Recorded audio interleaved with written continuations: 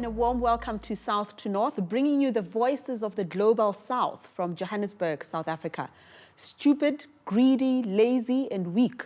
This is how fathers are often portrayed in popular international TV shows such as Peppa Pig, The Simpsons, and Shameless.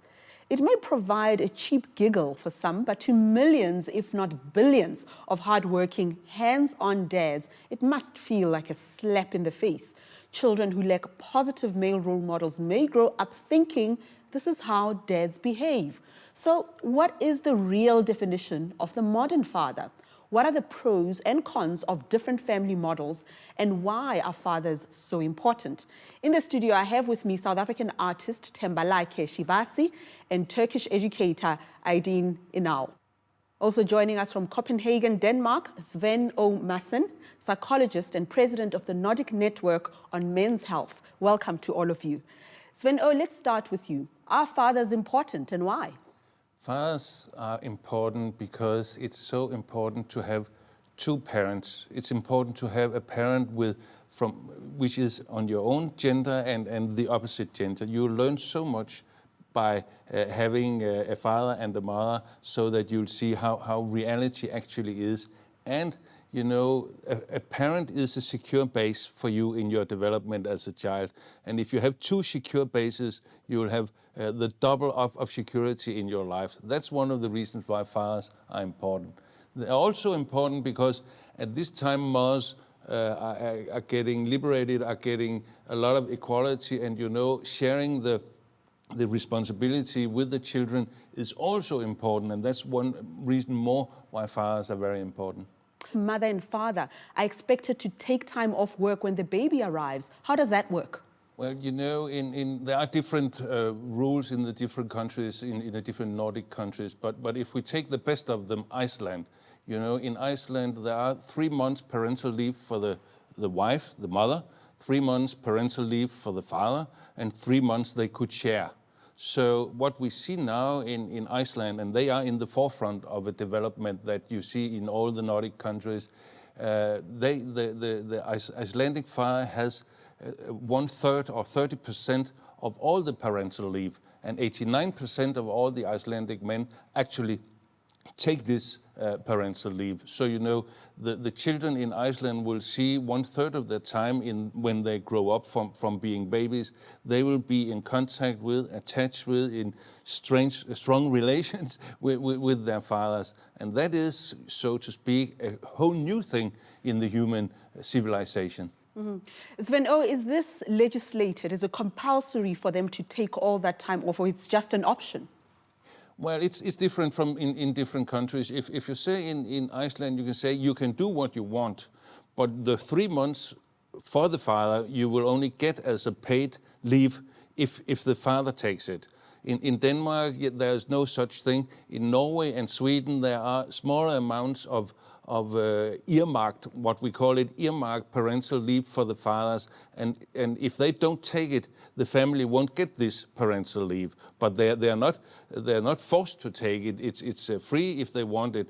But of course, it has an impact of the family if they do it or not. Sven O., here's the question then. How are men coping with this new role? It started in the 1980s when the whole scene of giving birth changed. You know, in old days, and probably in the rest of the world too, it has been that births are taking place in the family's home. When the births came, the delivery came to the hospitals, men started attending the delivery of their children. And from that on, we have had a development in different in different ways in the different European countries. But now it is, you know, if you go out and is in a working place and you will ask the men, are you going to attend the birth of your child? All of them, 95% of them will say, yes, of course I will do that. And then the next step, which is going on right now, is that now more and more fathers are taking parental leave. Actually, they like it, and they like it a lot. Okay, so Thembalakhe, that sounds very positive to me, but how does it compare then to fathers in Southern Africa, or the situation in Southern Africa?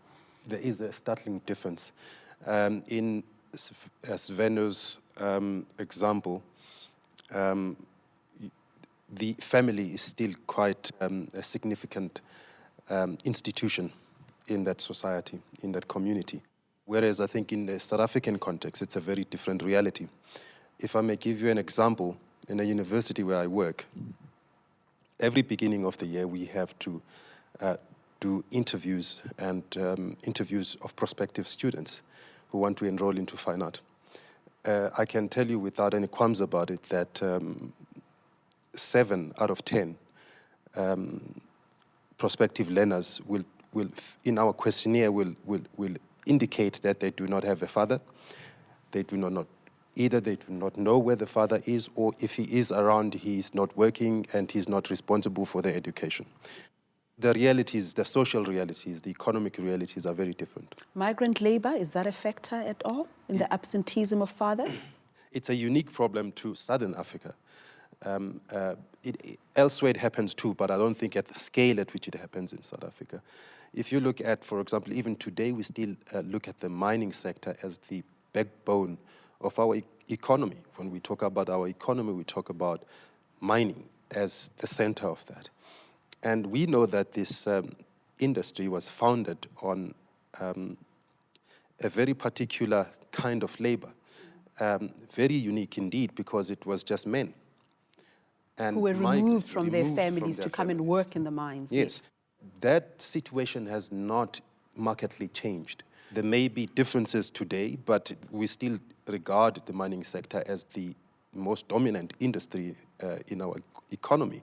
And as such, I mean, men are still the dominant working force in the mining sector. And that tells you that those men are away from their homes. You became a father at age 18. How was that? Was that a conscious decision on your part? It was far from being a conscious decision.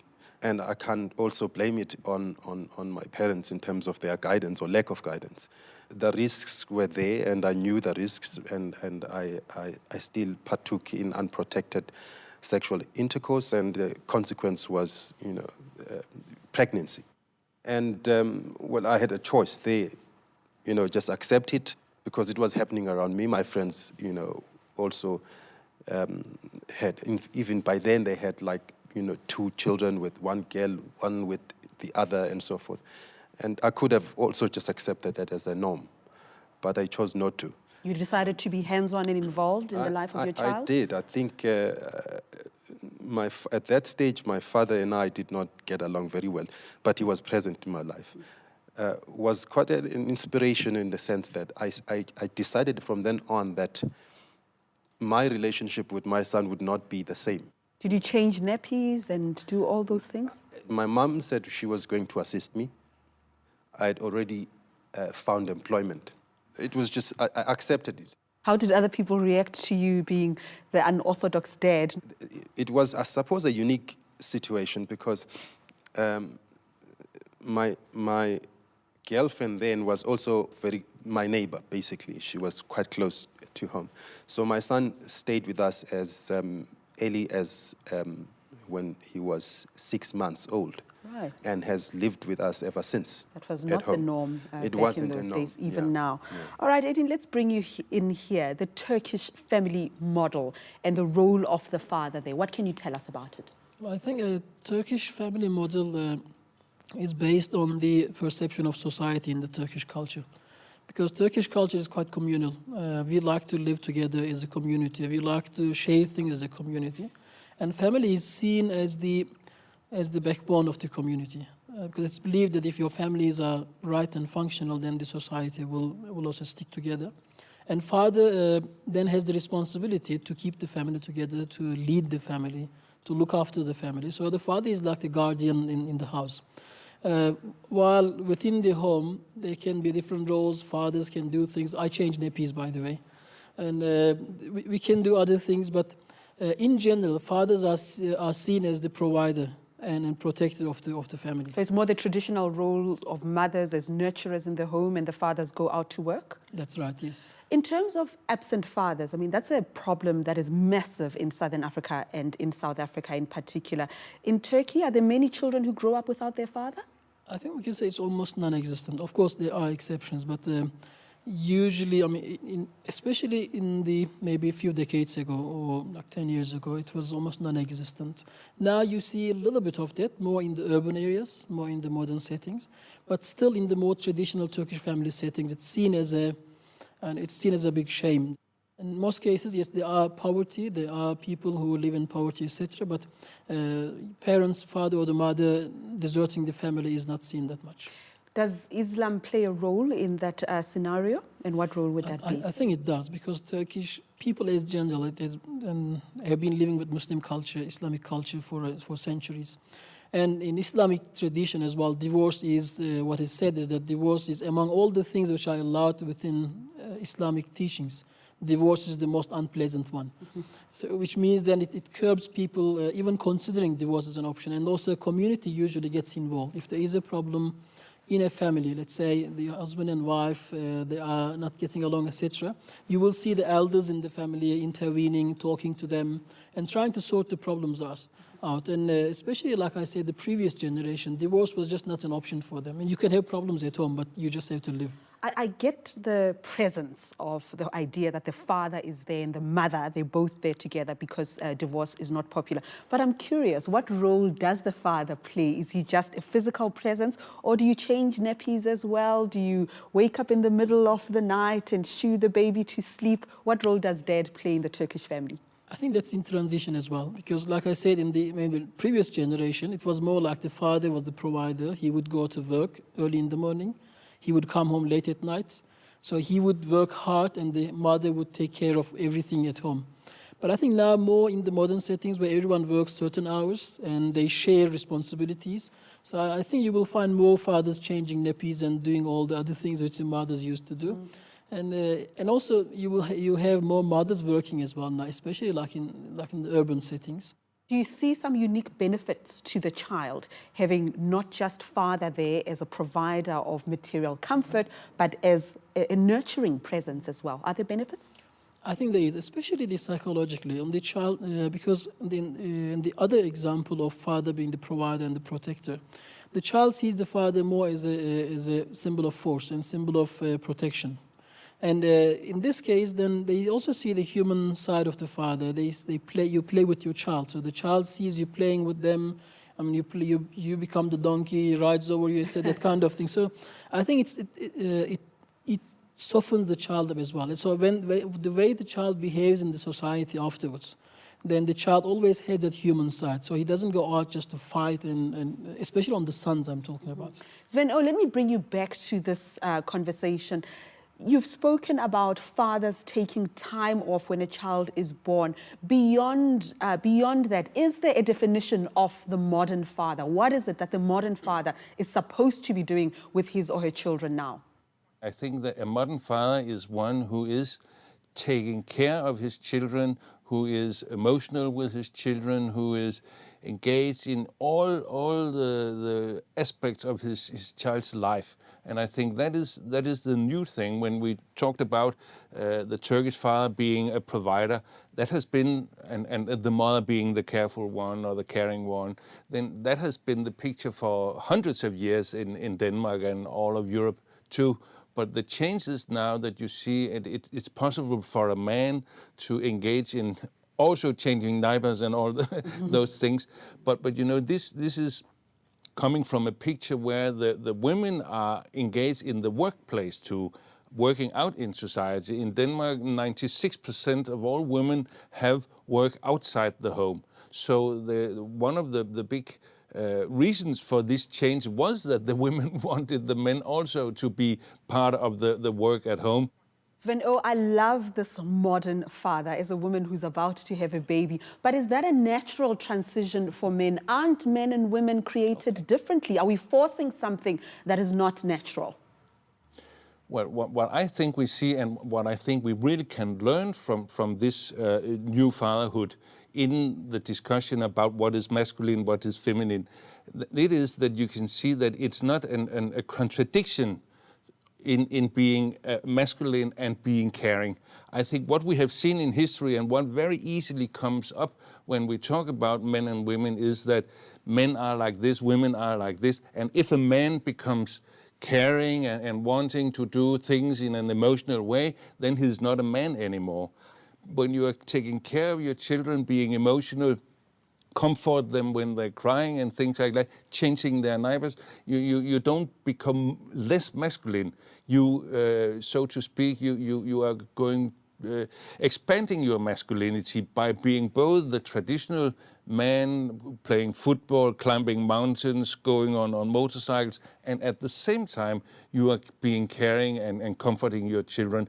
Timelaka, I want to bring you in here. Not only are you an artist, but you are an expert on gender studies. You're doing your PhD in gender studies.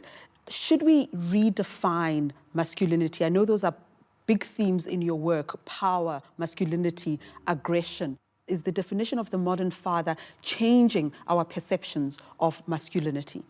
It's interesting that in Sveno's account, I mean, he speaks of masculinity as if it's a currency. You don't lose that currency if you play what is generally understood to be a more feminine role, or a role that is socially ascribed to women. Possibly that's where the problem is that we look at the distinction between men and women from a biological point of view, and then assume that these biological differences have any major sort of sociological impact in how we are supposed to behave and how we're supposed to conduct our lives. There's a clear distinction between the biological makeup of a human being and the sociological sort of makeup of a human being. We are socialized into behaving in like a certain men. way. And usually in the process of socialization, there's an objective. And often the objective, since we live in a very patriarchal, capitalist patriarchal world, is privilege. It's the privileges that go with masculinity that they are worried about losing. So you have to perform your masculine duties or tasks in order to earn in society your role and place as a man, so that you are entitled in that way to your privileges. How did people react to you being a hands-on father? I know that you say the mother of your child lived a few houses from you, but you've also said that your son lived with you from 6 months up until now. What was the reaction from society? Were you not being man enough? I had friends who had children before me, and they were not involved in the raising of their kids. But yeah, I mean, they soon got used to this idea that sometimes I was not available, especially when he was old enough to go to movies. We picked up a habit of every weekend going to movies. So they would, even today, I think, starting from then on, they've managed to organize my relationship with them around my relationship with my son. Well, I don't see these two as being mutually exclusive, but tell us about your journey of being a father and a successful artist. Art for me became a big occupation in terms of my emotional involvement with it and my intellectual involvement with it, especially as I proceeded in my studies. There's a radicalness in art practice that defines, especially those who occupy the cutting edge of art, is that you have to break boundaries. So I suppose my desire to make it in the art industry was fueled by this idea that you somehow you have to break free from stereotypes. Sven, what are your thoughts about how manhood, fatherhood, and masculinity is portrayed in the media, especially television? Well, I think what you have seen in international television, you see a very stupid father, a father who doesn't know anything, who can't do anything, who doesn't understand anything, and normally his children are much more clever than he is. So the modern father has been portrayed as a bit stupid one. But very interesting also is, I think, in many TV and movies, you'll see fathers being engaged in a very emotional way And in research, we're talking about the old father and then the American dad, who is a dad who is engaged in his children and playing with them and things like that.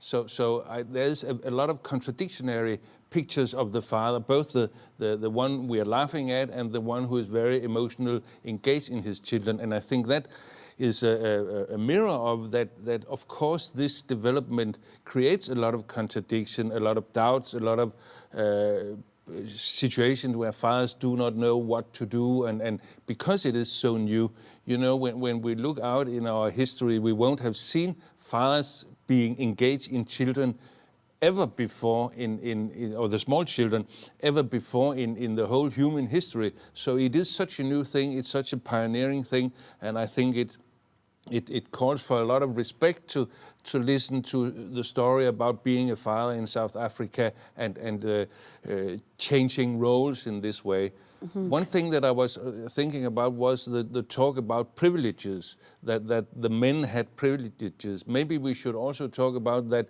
values are changing, and what was a privilege or is a privilege in some situation is changing, so that it might be a privilege to be together with your children. That's one of the new values coming up, I think, at least as I see it here in the Nordic countries. Edin, I want to hear from you as well about the portrayal of the father, especially since we've considered that Islam is playing a very big role in keeping families together. So would a family expose itself to the programs that are portraying fathers in this negative light? Well, absolutely. I think especially in Turkey, there are lots of local programming, TV series, etc. And in most of those, when you look at them, fathers are mostly doing the difficult job, being the policeman, catching the bad guys, or doing the hard work, and the mothers more taking care of the family, etc.